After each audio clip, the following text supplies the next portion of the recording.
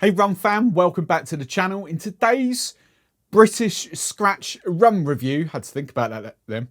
I'm not actually doing a British Scratch Rum, but I am doing a British brand. And that is Lost Years, and we're going to be focusing on the Four Islands. Now, while I do say I will focus on British Scratch Rums on Mondays on air, you know, there is brands like this, like Lost Years, Hattier's is another one, that are very much part of the UK scene, if you like, the British rum scene, and they are doing some good in the world. We'll talk about their story in a second. So while I do like to champion sort of scratch rum, that's kind of where my heart is. You know, I can't not sort of pay homage to this. I wanted to do this video now, and I'm going to kind of straight away focus on the next one afterwards. The Yabba, I call it Yabba Dabba Doo, but that'll be a separate video. But as you can see, you know, this is very much nearly going to be bottle kill. It is one of my favourite rums behind the bar. It would get lost if I did this in a worldwide rum review on the Thursdays. So for me, it kind of does sit nicely in the sort of Monday videos. Now, Lost Years. Basically, the whole brand, Lee, I think Trudy's part of the business, the wife, and the son very much came up with this idea. When they were on holiday, they learnt about baby sea turtles, how they're going, becoming extinct.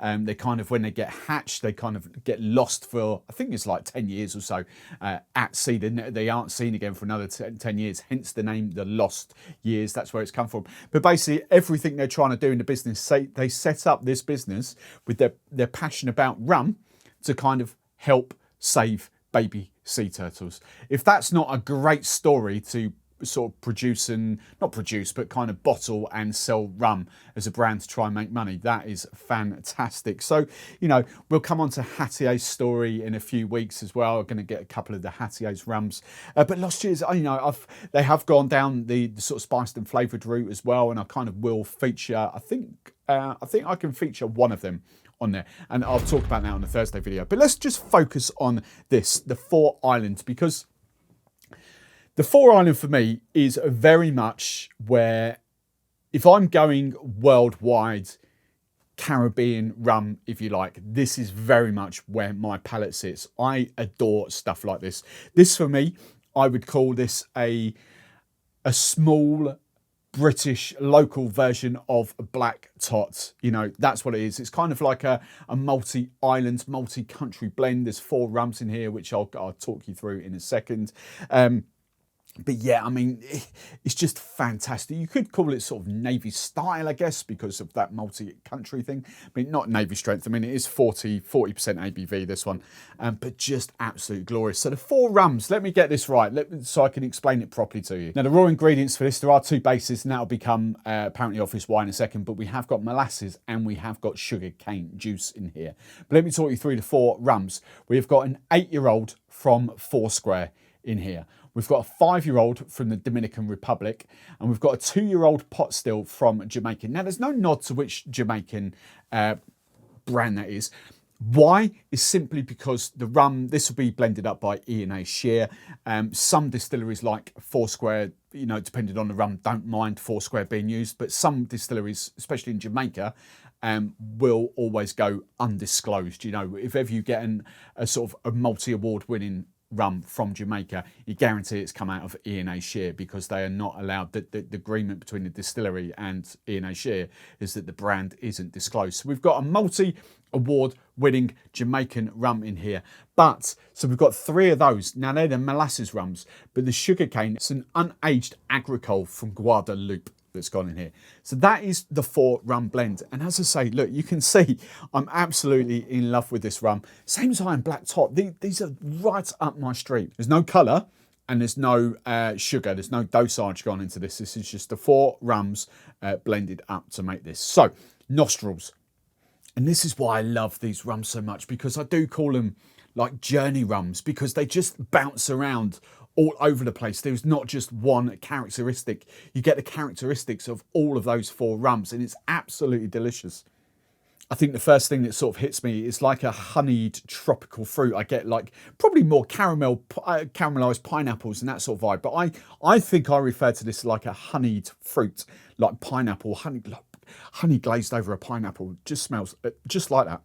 And then I get sort of that, I would say sort of like a little subtle hint of toasted kind of coconut. And I would put that and the sort of pineapple, I would kind of loosely class that as the Barbados, the Foursquare element. And the kind, very much, I tell you what this does remind me, purely because it's a recent kind of addition. The sort of nose on that, I do pick up shades of the Seal 10-year-old in here. Now, picking out the Jamaica, I probably would go to the pineapple for that. It's the coconutty kind of tropical vibe that I get from Barbados. But the Jamaican, I wouldn't call it funk. You know, I don't even really think I pick up the banana on here. And I guess if I'm being honest, probably the Jamaican element is the one for me that probably doesn't come out, unless that is the pineapple. Because I would, the two top notes I would definitely associate with sort of Barbados. And don't get me wrong, you know, there is that sort of caramel, there's the molasses, there's the sort of vanilla off the barrel aging coming off there. That's all in abundance, and that will be, you know, that will come off most kind of aged rums. But that lightness on the aroma, I would kind of pick out. I wouldn't go Dominican Republic, you know, my head wouldn't be on there, but I would kind of think from that, my little brain associates that with a column still. I would pick out that that's a column still rum, whether it be Dominican Republic would be the obvious one, but I wouldn't be able to narrow it down. You might have Cuban rum in there, you might have Nicaraguan rum in there, you know, it could be anything like that. It's just when I think that sort of style, my head goes Dom Rep straight away, because they're probably the biggest example, right? You've got Flor de Caña, but you've got many brands from Dom Rep. But just the final little nose I get is just a little smidgen of a hint of that kind of agricole vibe off there. Sort of is a little hint of like grassy herbaceousness that comes off there. Not too much, definitely not, you know, you don't smell this and instantly think of white unaged agricole. You don't get that, but you just get this subtle little sort of nod to agricole in the background there. And it's just when you bring those four, I dare say the Jamaican really does sort of punch its weight in this rum. It'd be interesting to smell this without the Jamaican, if you know what I mean, so I can kind of pick out which is the Jamaican influence. But you know, I fell in love with this from the first sip, and I still do. It's definitely going to be a permanent restock for me. Now, oh, my eyes light up every time I sip this. It's such a banger. Really is such a banger. Tropical fruit, spicy, peppery. Let's go peppery. Peppercorn. That's what I'm going to go on there. Not, you know, that's from the barrel aging. Not over in your face. You remember my sort of palate. I tend to like younger aged rums anyway. Sort of like an 8-year-old. If I was being brutally honest. And yes, I do like Dawley's 12 and 14 and the Appleton 12 and stuff like that. But if I'm being brutally honest, where my passion lies, the sort of 8, that 10, I think the RL Seal 10-year-old is a bit of an anomaly. I don't think that rings true for a 10-year-old. For me, that's a really light, refreshing, crisp rum. And I, blind tasting, would put that a lot younger than what it is. It's not as heavy and chewy as like the Dawley's 12 or the Dawley's 14 or the Eldorado 12. It's not even remotely in that playground. This has got a lightness to it. I dare say, I don't know the actual blend, but I dare say, I wouldn't say a big chunk, but there's a solid chunk. I don't know whether it's 25%. I wouldn't have thought it's 25% of each of the rums, but I would say there's a very healthy dose of the Dominican Republic column still coming through in this. Now, the other interesting thing to me in here is I do get a little hint of smoke. Now, I'm not the biggest fan of smoke, but I do really enjoy this.